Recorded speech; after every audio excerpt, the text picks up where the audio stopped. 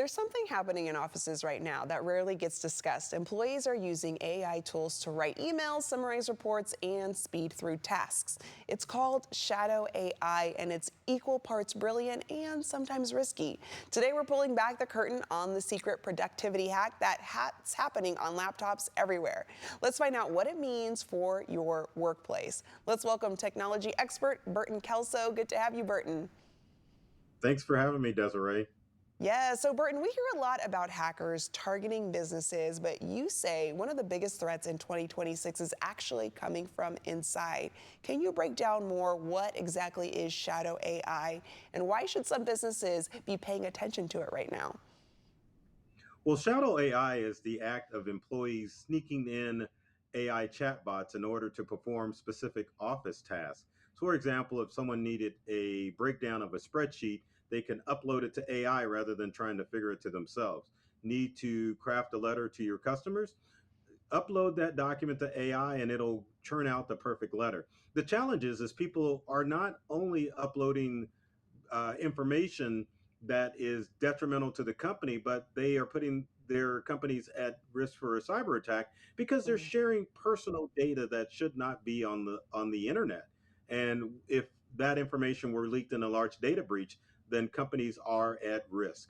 Yeah, and I mean, AI, it's still, we're still learning more and more about it. But like you mentioned, a lot of people do use it. It helps them do their work tasks a lot quicker. So many people using AI tools like chatbots to help with emails or summaries or even spreadsheets, like you mentioned. But how can something that feels so helpful actually put sensitive business information at risk? Well, the challenge with Shadow AI is when employees are trying to use AI to compensate for whatever weakness they may have, they may inadvertently upload company intellectual property, whether it be company slogans, whether it be financial data for a company. If that information is uploaded to an AI chatbot, the AI chatbot will either A, use that information to train the AI chatbot, or B, if a company is hit with a data breach such as Ask AI, then that information's out on the dark web and anyone can find out your company's personal information. And you mentioned that some AI tools may use prompts and conversations to train their models. So, what does that mean in simple terms, and how could that impact a company's private data?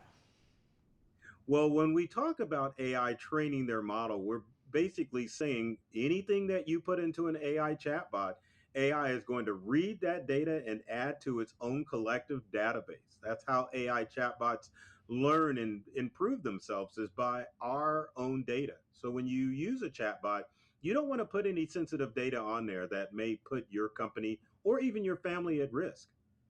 And I mean, for small businesses that want to use AI but stay safe, you talk about guard railing AI instead of banning it. What does that approach look like in practice? So guardrailing AI means that you need to set up an AI policy so that way you dictate what AI tools your employees can use. And you need to do this for your family as well. So some businesses will use ChatGPT, but ChatGPT is known to scan your data and use it to train the AI chatbot. So tools like Microsoft Copilot and Google Gemini are geared more for businesses and they don't train on your data. So that means you can goof up and put sensitive data in those AI chatbots and it won't be used to train the AI utility. That's good to know. For someone, Burton, watching right now who uses AI at work or to run their small business, can you give us a simple step or final step that they can take today to start protecting their information?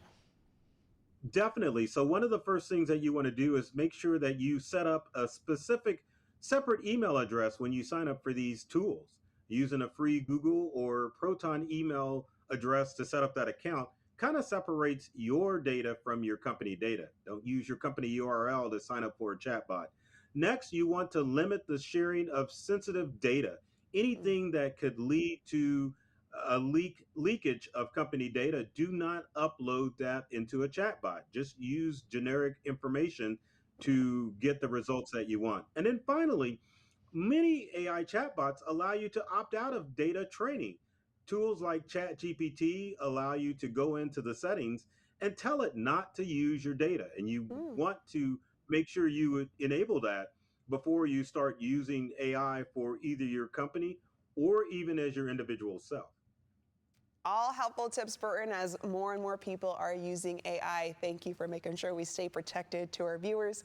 You can find out more by heading to burtonkelso.com.